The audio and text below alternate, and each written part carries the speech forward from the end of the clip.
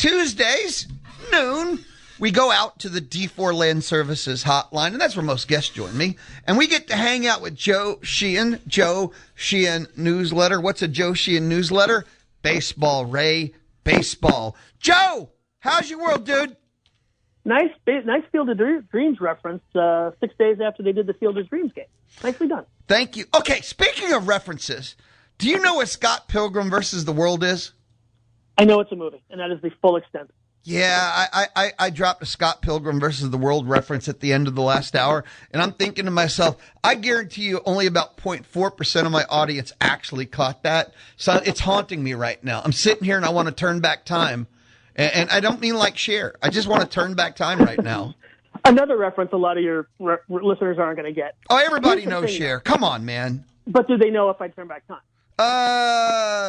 I'm just going to say she's universal and just kind of run with that. But Scott... Here's my thing. Yeah? So you said you made a joke. You're not sure how many people. Oh, 0.4%. My feeling is this. I write for 2,100 people. If one person gets the joke, I'm happy. I write for the people who get the obscure reference or the not so obscure reference, as opposed to the people who don't get it. So if one person emails, texts, posts on Slack that, oh, that was funny, or I got that, or basically spins it out and, oh yeah, I remember watching that TV show or whatever, I am perfectly happy. I write for the people who get the joke. You could sit there and go, I did something today. Exactly. I write about baseball. Something. There aren't a lot of days where I get to say that. I get it. I get it. Joe, had a question.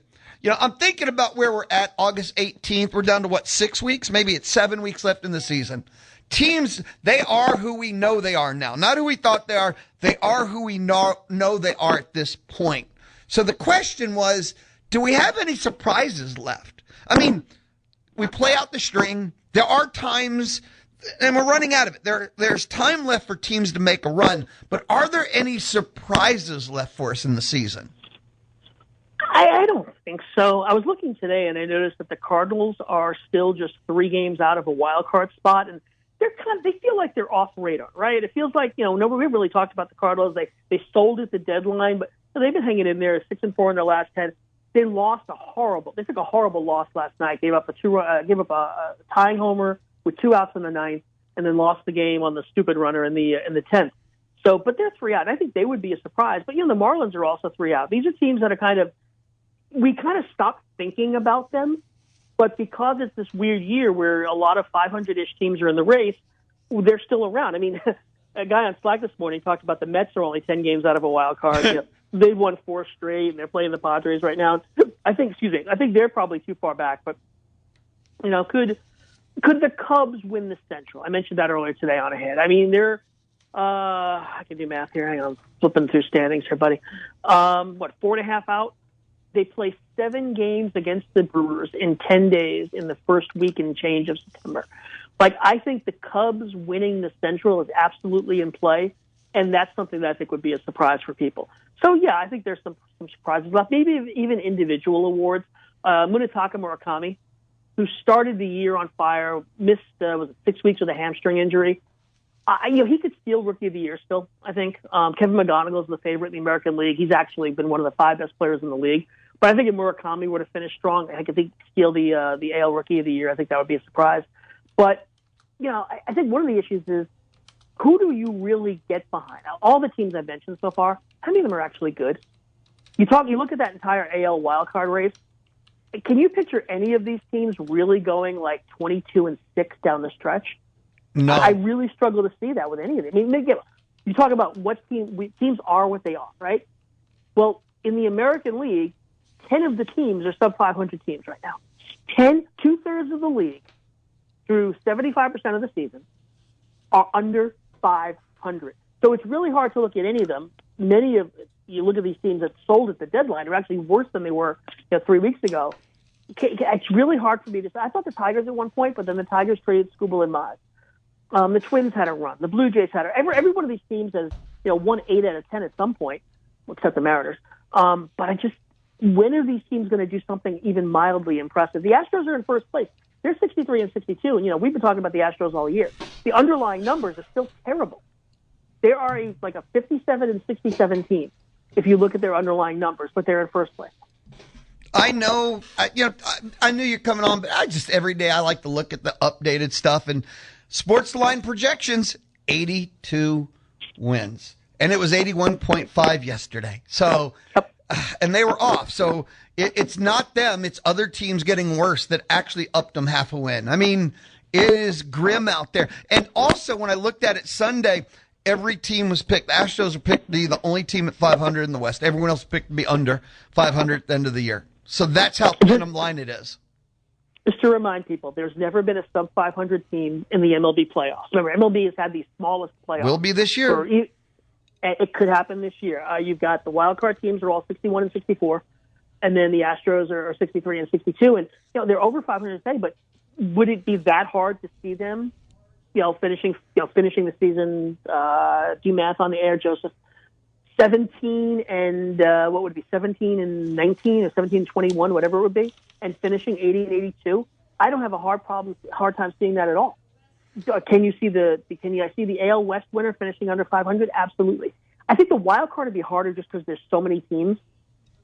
Somebody's got to be able to go 23 and 17 down the stretch and finish over 500. You say that, but the answer is no. They haven't done it all year. Why do they have to down the stretch?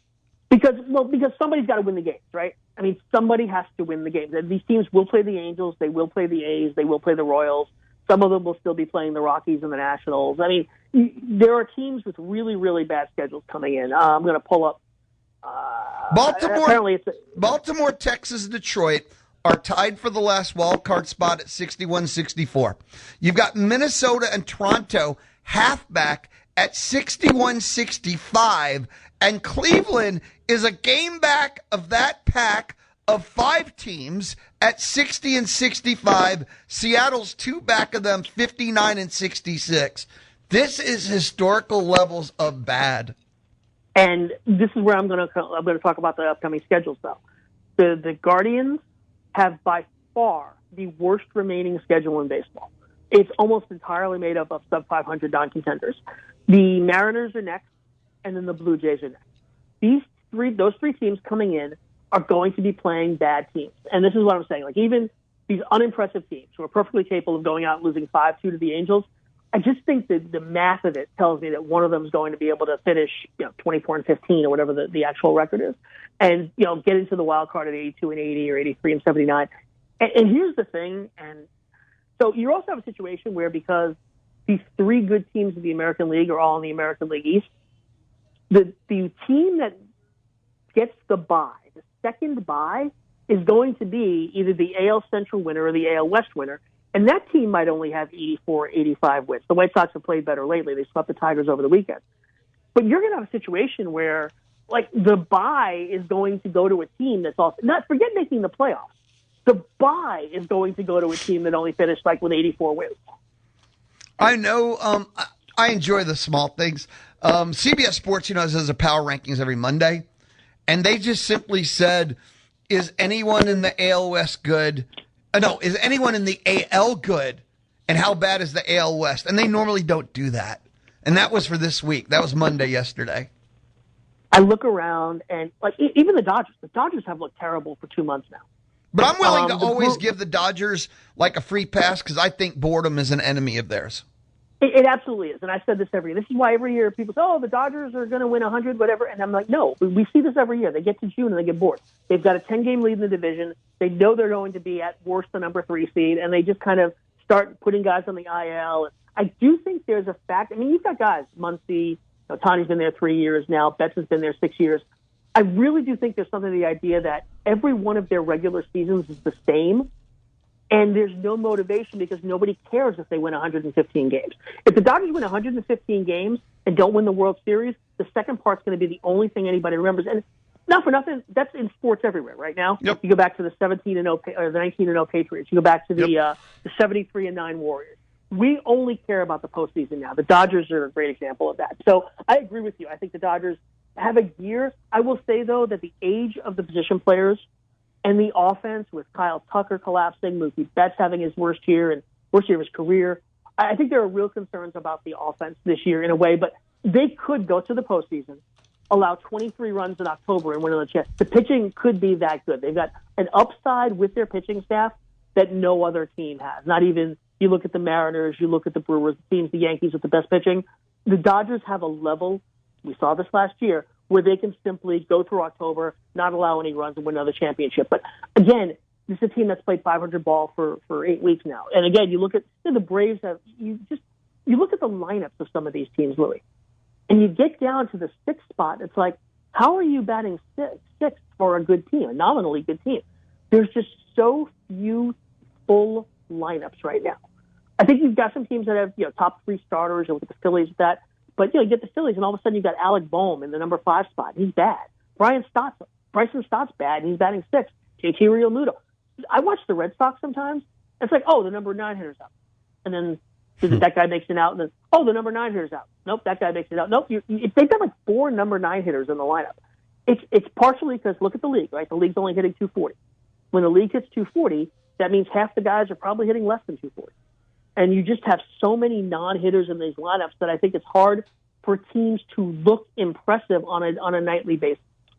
We're visiting with Joe Sheehan of the Joe Sheehan Newsletter. It's a Tuesday thing on the Louis Bellina Show. Joe joins us on the D4 Land Services hotline. When we talk about the Dodgers, if they won 130 games in the regular season and didn't win the World Series, they wouldn't be celebrated. They'd be a cautionary tale.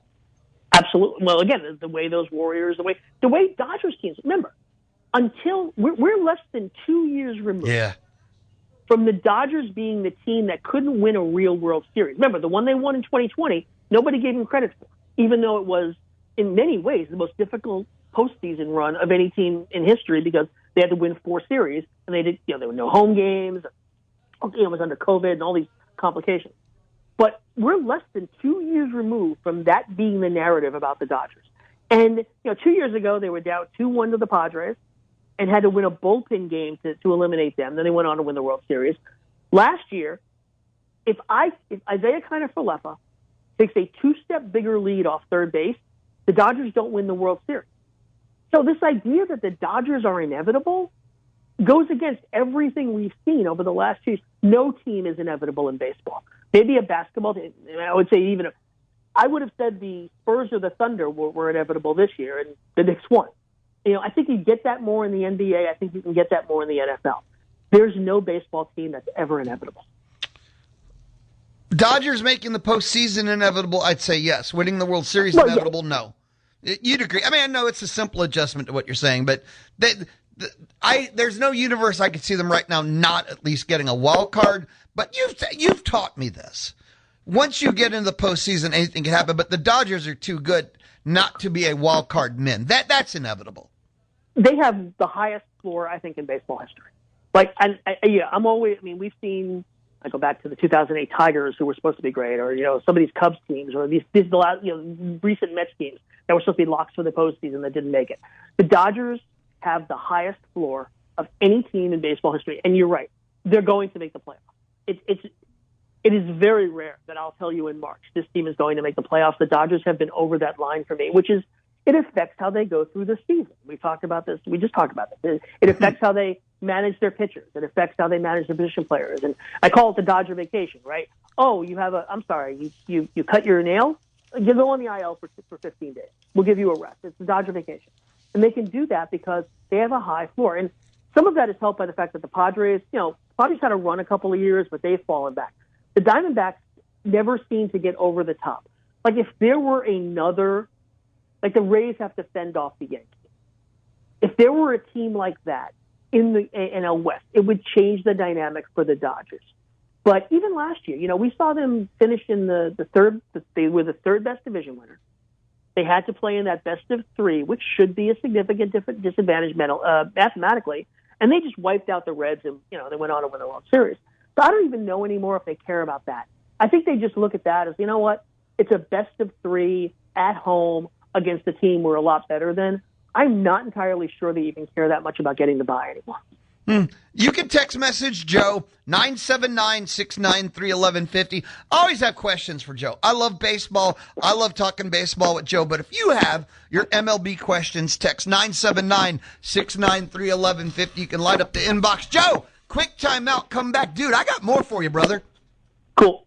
Joe Sheehan of the Joe Sheehan Newsletter. It's a Tuesday thing here on the Louis Bellina Show, here on the Zone 1150 AM and 93.7 FM. You love your Aggie football. We do too. Hells yeah. Listen to every game on the Zone 1150 AM and 93.7 FM. It is Tuesday on the Louis Bellina Show. Tuesday's lunchtime. We hang out with Joe Sheehan of the Joe Sheehan Newsletter, and he joined us on the D4 Land Services hotline. What kind of land services? Well, they can help you fix your land up. They can help you clear your land. They can help you excavate your land. Actually, they can help you do more. And if you want to check out everything they can help you with, go to d4landservices.com. d4landservices.com. Joe, text message question for you. It's from Matt, and it says, if I would click the right thing, it'll say, Joe, will PCA beat Ohtani for NL MVP? This could still change over the next 5 weeks. If I was voting today, I would vote for PCA. Ohtani doesn't seem like he's going to pitch the rest of the year. Now, it's 88 innings of a 1.5 ERA. He was great on the mound. He's down a little bit as a hitter. PCA, because he's so good defensively, essentially matches, think about it in terms of run prevention. PCA's defense matches Ohtani's pitching. I know that's hard to grasp, but that's how good he is in center. So you're basically talking about guys, a virtual tie for value. I want to say the betting markets are also a coin flip right now. Whether you take that seriously or not, it's up to you. But I think because Ohtani isn't going to pitch again, PCA is going to be able to win the MVP award. I will say, though, and this is why Louis will back me up on this, I generally don't like talking about this stuff until the last couple of weeks because we still have more data points. More data points. And, guys can go into slumps. Guys can go absolutely nuts. I remember writing a piece about Bobby Witt Jr. around this time last year saying he could steal the MVP from Judge or Raleigh, and he had a terrible September. Same example, actually. Going into September last year, Judge and Raleigh were neck and neck for the AL MVP award, and Raleigh just didn't hit in September. There's a lot of baseball left to be played. But to answer the question, I think PCA, if the vote were held today, PCA would probably win it. It would be close, but I think PCA would win it. And I think at the end of the year, it's going to look the same. I'm going to help some folks out. Pete Crow Armstrong. Oh, sorry. No. I read the text message. Pete Crow Armstrong. Hey, and also you couldn't vote for Raleigh because he wasn't going to hit in all of 2026 either. Yeah, you had to read and do projections. Have you ever seen a drop-off? I mean, I don't know. Have you ever seen anything like this? What's happened to him from last year to this year? I think guys who had mid-season, mid-career fall-offs. Paul Konerko is one of my examples when I go to this. He had a year just completely terrible in the middle, but he didn't have the peak that Raleigh had. And I want to say, David Adler or Mike Petriello, one of the good MLB.com guys, wrote about like the biggest fall-offs for a big season. I'll be honest with you, Louis, I'm not sure which year is more surprising, Cal Raleigh or Vladimir Guerrero Jr., or if you want to throw him in there, Kyle Tucker. Like, this is a very strange year with three superstars going from being, superstars to basically replacement-level players. I just don't remember one year like this. But, yeah, Raleigh, the thing about Raleigh is that last year was never his level. Obviously, we knew that was a peak season. But he's fallen off. Like, okay, he's going to fall back to hitting 230 with 30 homers. It's what he does. And he's just not even been that guy. And same thing for Vlad. Maybe Vlad's bad year was going to look like 290 with 15 homers and 45 doubles. And he's come nowhere close to those numbers either. It's shocking to me. And, I think I said this to you last week. You throw 700 players, 30 teams into a bucket, and you're going to have some extreme performances high and low. But I'm having a hard time remembering a drop-off from a guy who was second MVP voting to basically almost being unplayable by the Mariners. Yep, that's why I ask about him, because I know there's others, but for Raleigh, it's historical. Others are, Absolutely. Holy cow, I can't believe he is historical. That's the difference for me. People mention MVP, right? So if you could only draft one player kind of conversation, are we still taking starting pitchers, or due to the way we manage pitching now, are starting pitchers devalued that you still would rather have PCA, Jordan, or would you take Jacob Mizorowski?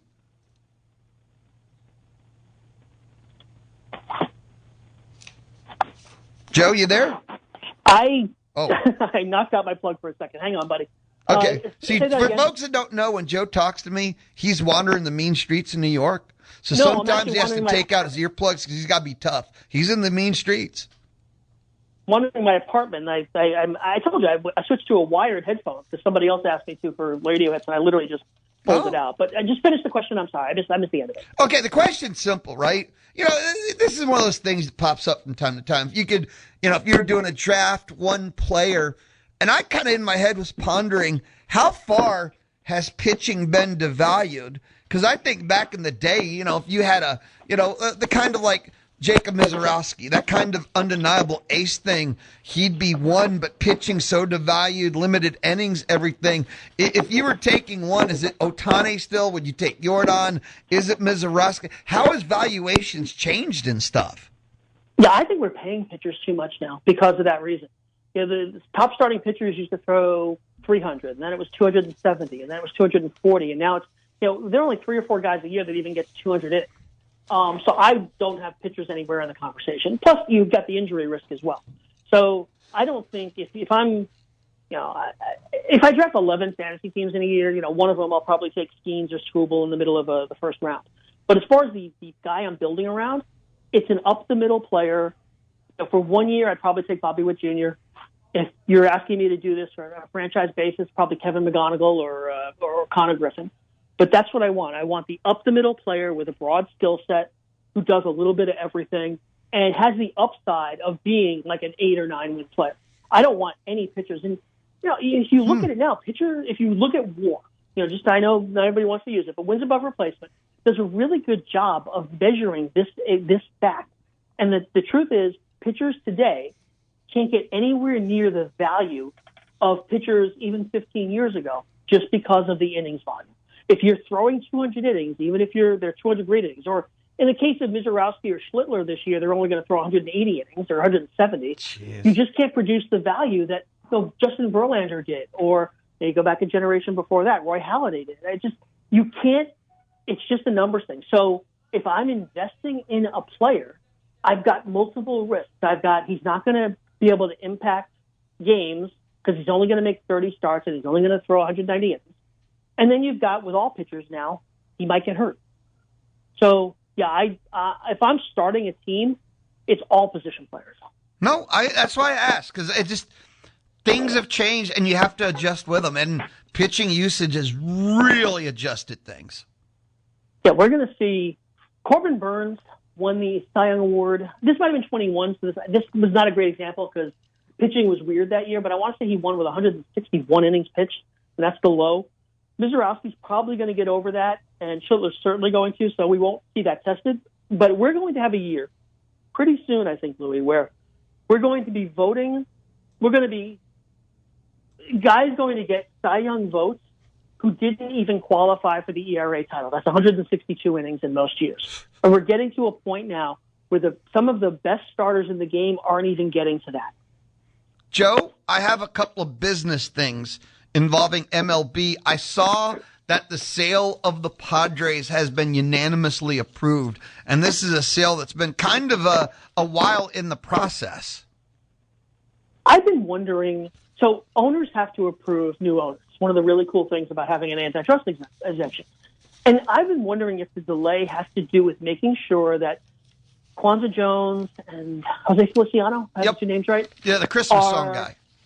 Are basically, they wanted to know if the new Padres owners were going to play ball when it came to the negotiations this winter. You don't want to bring in people who aren't going to be hawks. You want labor hawks. Or if nothing else, you want people who are going to be quiet. And I wonder how much of the delay was making sure that they can get Jones and Feliciano to sign on to the labor strategy. Baseball, this used to be a much bigger problem for the owners. Guys going off on their own and trying to negotiate directly with the players themselves or saying things to the press that hurt them. But under Bud Selig, they really got better about unity and messaging. And I think that's one of the things Rob Manfred is looking for this winter. So that was one of the things I thought might have been delaying the sale, but it has been sold now. And I will be curious to see whether Jones and Feliciano are vocal this winter. Remember, when you're the new owner, you want to be able to make a good step forward. You want to be able to sign free agents and make trades and tell the fans, hey, we're going to be competitive under this new ownership. We just spent, $2 billion buying, what is it? It valued the team at $4 billion. I think they put up 1.9 $3.9, I think, was the final, and it's the highest ever, right? Well, that's the valuation. I think they actually put up 1.9 for the controlling interest of it. Okay. So you've put $2 billion, you've spent $2 billion on this team. You want to be, and I think San Diego is they are the only game. Padres are the only game in town. The next most important sporting franchise in San Diego is San Diego State football, and then it's San Diego State basketball. Remember, they don't have any other major pro teams. They should be able to run that town, and I think Peter Seidler, the late owner, past couple of years ago, put a lot of money into the team, recognized that there's an opportunity for the Padres that basically doesn't exist for any other baseball team and doesn't exist for very many franchises. Jacksonville, I guess, comes to mind. Like how many teams, how many cities have just one major professional team? San Antonio, Jacksonville, I guess Columbus. But the Columbus is pro franchise is Ohio State. So I mean, I think about it a lot when I think about San Diego and the money. Sorry, I rambled there. Sorry. But what do you think I do for a living? By the way, the valuation was $3.9 billion, and you're right. The Felicianos bought 40%, so that they have the control. Right. So they bought 40% at 3.9. Does this mean they're going to be cleaning house? They're going to get rid of Peller? The changes coming? No, they're free to do whatever they want. Yeah, but I think Pro has had success there. It's obviously had some controversial issues, even before he got to San Diego, with issues with, in Texas, and then doing some things with the injury reports that weren't exactly kosher with San Diego. He spent money. He's burned through a lot of prospects. Like, that's not the greatest job for a rebuild because they've denuded that farm system over the last 2 or 3 years. So if they do want to, if they change GM, it actually is a sign that they want to go into a rebuild as opposed to continuing on this path. They have so many long-term contracts that are probably untradeable: Machado, Bogarts, Tatis, Cronenworth, that I do think they're going to try to keep winning games here. And again, if the rules change this winter, we're all waiting to see what the new rule set might be. If there's some radical changes to the rules, that probably affects a team like the Padres as much as anybody. Joe, I want to invite you. I'm starting a movement. It's a baseball movement, and I just think you could be helpful. Cubs White Sox World Series. Oh, it'd be. I was living in LA in 2000 when the Yankees and Mets played the Subway Series here, and I wish I could have been here for that. I think that would be one of the great baseball stories ever if those two teams were to match up, in a modern World Series. I can't. I mean, granted, it's probably going to be tuned out. It's like any series that's geographically contained is going to get tuned out by some people. But when you think about the story that the White Sox are this year, they lost 121 games 2 years ago. And if they were to show up in the World Series, a Subway Series, an L Series, I guess you call it there, against the Cubs, who obviously one of the great brands, one of the great franchises in baseball history, I'm sorry, just as a fan, if you're casual, and I get, if you live in Texas, maybe you don't care. If you live in California, maybe you don't care. But I just don't know how you wouldn't see that as one of the all-time great World Series matchups. You won't be talking to me because I'll be in Chicago even if I don't have tickets. So you and I won't be talking for like 2 weeks. I'll just be, even if I'm just sleeping on the streets, I'll be outside the stadium. I can't even imagine what the tickets for that one would be. I can't even, especially in Wrigley, which is tiny. The new Comiskey Park, whatever they're calling it these days, like that's a big park. You can get a lot of people into it. And Wrigley, I remember in 2016 what the tickets were going for that series, and they only played 3, 4, 5 there. The 6 and 7 were in Cleveland, but the 3, 4, 5 tickets were absolutely nuts. I think the highest ticket prices I've ever seen were for the Knicks here this year. Ooh. It was like 5 figures just to get inside Madison Square Garden. But it's going to be, if you have a Cubs White Sox World Series, I'm sorry, man. I would love. The only bad thing about it is it would be cold weather baseball. And cold weather baseball is just not as enjoyable. Cold weather football is a lot of fun. Cold weather baseball is just hard. It's just a hard game. Baseball is not designed to be played in 35 degrees. At all whatsoever, not even for fun. Joe, thank you always. I appreciate the time and the knowledge. Be excellent, brother. Appreciate it. Thanks, brother. Talk soon. Later. Joe Sheehan of the Joe Sheehan Newsletter. Now, up next, when we return, part two of our listening. It's Greg McElroy's Top 10. I have a listening for you. This is the Louis Bellina Show, Tuesday on The Zone. The Louis Bellini Show. Dial 979-693-1150. Hello? To visit with him. Hello? Or to win. Hello? On the D4 Land Services Hotline. Dial 979-693-1150. The Louis Bellini Show inside the Charles Schwab studio. Louis Bellini Show. Presented by CC Electric. They do free estimates. They have military and veteran discounts at CC Electric. Time now, part 2 of our listening. Greg McElroy, top 10. We start, since it's part 2, at number 6. At number 6, it's the Georgia Bulldogs. Look, they went 12-2. They won their second straight SEC championship, which makes Kirby Smart's program kind of the most boringly elite operation in the sport. I mean, I understand first-round exits. That's not the norm. That's not the expectation. But who has a higher floor than Georgia? I mean, seriously, they are that good and they are that consistent. And Gunnar Stockton is back, went 12-2 in his first season as a full-time starter. They returned a lot of quality pieces that started a bunch of games last year. They're 5th nationally in returning snaps. I also love what they have in the backfield. I think Nate Frazier and Chauncey Bowens, that's a really solid piece. Frazier and tight end Lawson Lucky, both those guys were all SEC caliber players last year. They also have a bunch of all SEC caliber players kind of all throughout the offense, and they still have Mike Bobo calling the plays. Now, some people will cringe at that idea. I think Mike Bobo does an excellent job. And we also know that the defense will certainly be one of the best in college football again. They always are. But why are they 6th right now? And what's interesting, I think, about Georgia is that Georgia's entire offensive goal for 2026 is to be more explosive. That's not me projecting. That is the stated organizing principle of the entire offseason, and you can see exactly why. Georgia averaged 32 points a game last year. It was 6th in the SEC. But with this roster, and yes, they were super efficient. Yes, they were very physical. They never really scared teams down the field. And Kirby Smart, in watching his offense, he's thinking, man, the way we run the ball, we should be able to go heavy play action, hit big shots all the time. Well, I think that's the point of emphasis this year, and I feel very optimistic they have got that addressed here this year as well. Here's the problem. They did lose 4 of their 5 receivers who caught more than 10 passes last season. So Zachariah Branch, Dylan Bell, Colby Young, Noah Thomas, those guys are all gone. London Humphreys is the only receiver back who caught more than 15 balls. And he's always worked best as kind of a complementary piece rather than a guy that the defense will have to adjust to. So they went to the portal and they go and get Isaiah Canyon out of Georgia Tech. And he was held out most of spring with a bit of an ankle injury, but he's a guy that you can expect big things from. So Georgia, who wants to be more explosive, and to do it, they're betting on Taylon Taylor, who's a 5-star young player, lost most of his first year to an injury. They also have Landon Rolden and Sakobi White-Helton, several really good pieces, but it's a group that there are some unknowns about. I think the talent is there, it's just the experience is not. So you're trying to add some vertical juice with a relatively inexperienced wide receiver room, maybe the most inexperienced wide receiver room Georgia's had in a decade. And if you look at Branch last year, the guy who they lost, he was explosive, but most of his damage was done after the catch rather than stretching the field and getting behind the defense. So the thing that Georgia is chasing is not necessarily something they had and lost. It's something they haven't really had since Brock Bowers and Ladd McConkey were on campus.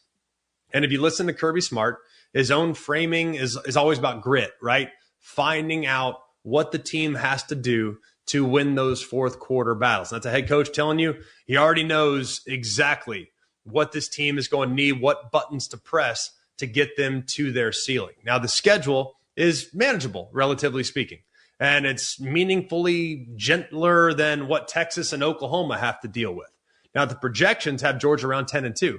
So 6th is me saying that Georgia has the highest floor in college football, and the ceiling depends almost entirely on some 19-year-old wide receivers becoming huge problems for people in October. So no one will be shocked, self included, when Georgia wins 10 games.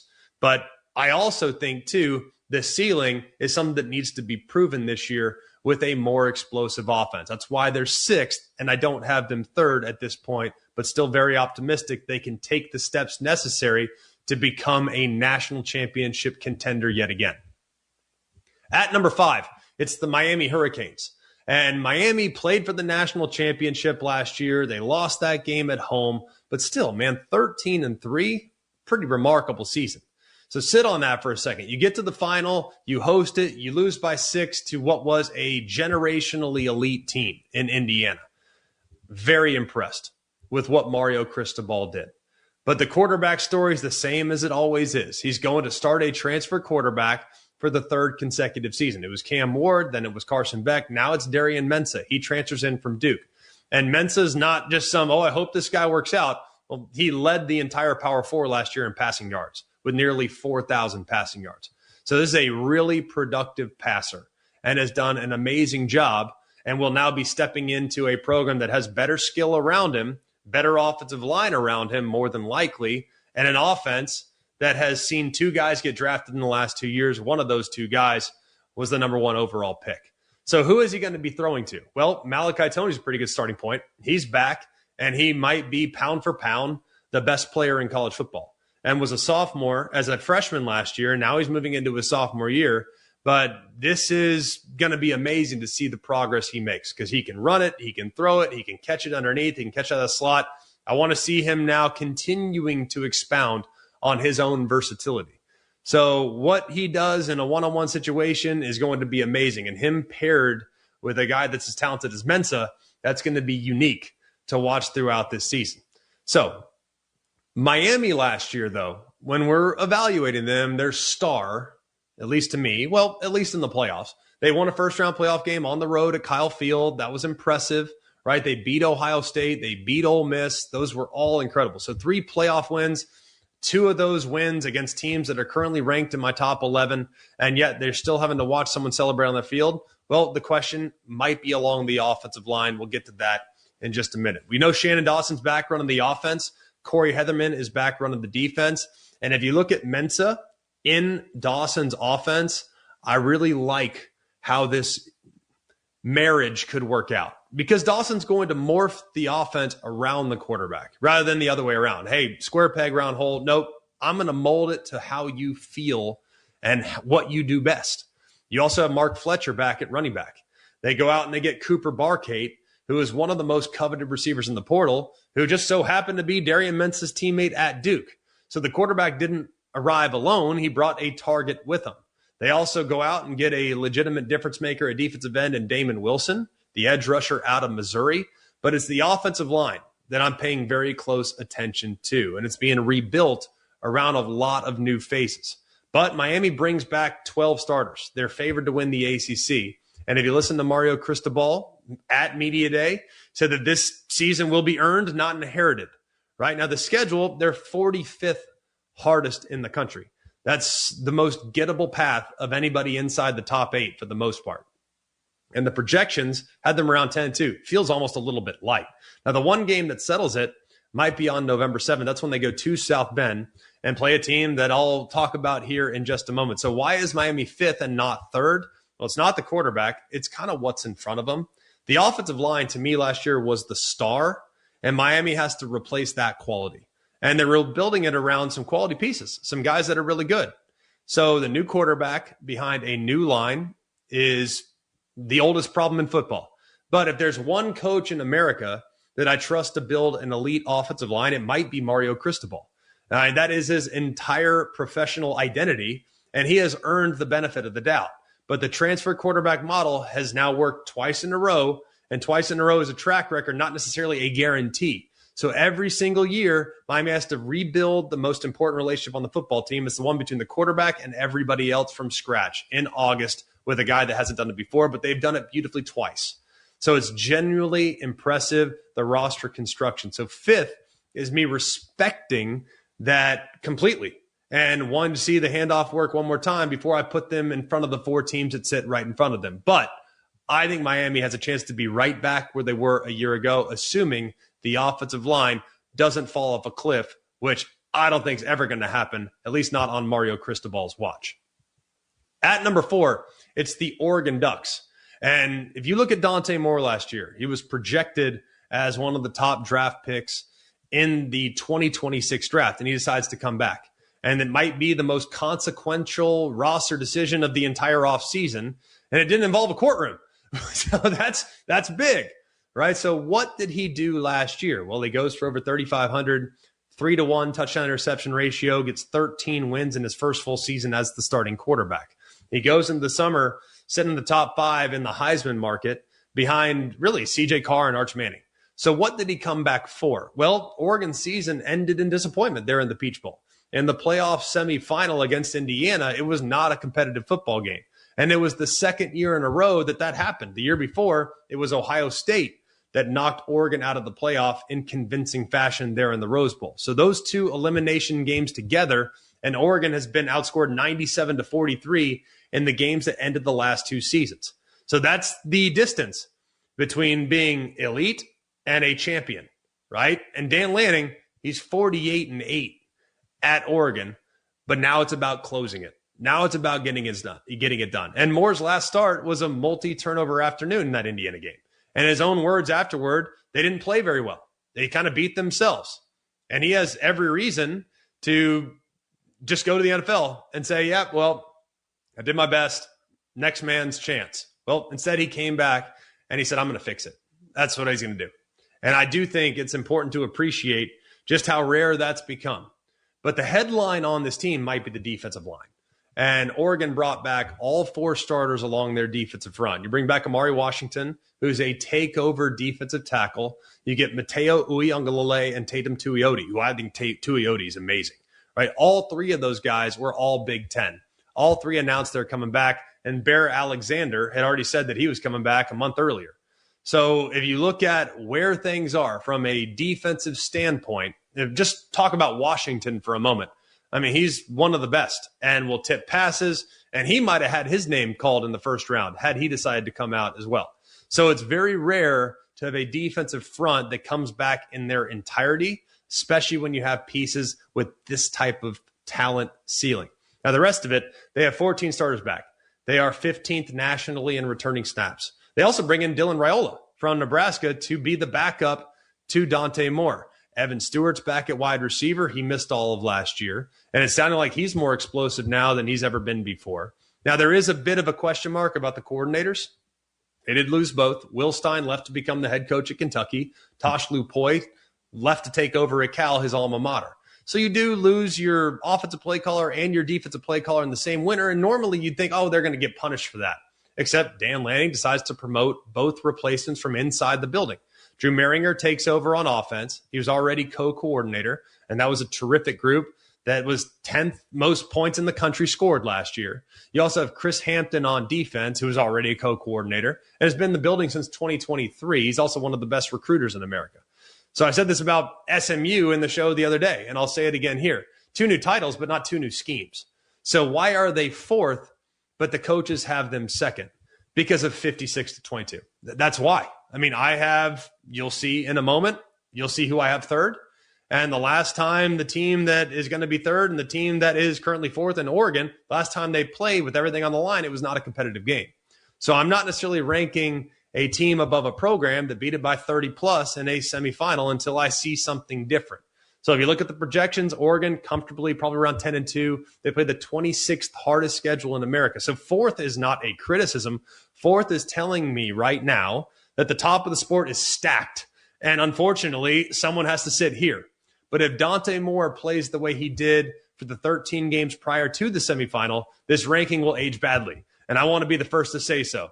Big believer in Oregon. This could absolutely be their year. That was part 2 of our listen-in. Greg McElroy, his top 10 for 2026. And if you were with us for part 1, you know he already has A&M at number 9. When we return, man, we got to wrap up the lunch hour of the Louis Bellina Show. And lunchtime on the Louis Bellina Show is thanks to Rudy's Barbecue. The Houston Astros play in the zone. Thanks to Kelly Bird Dozer.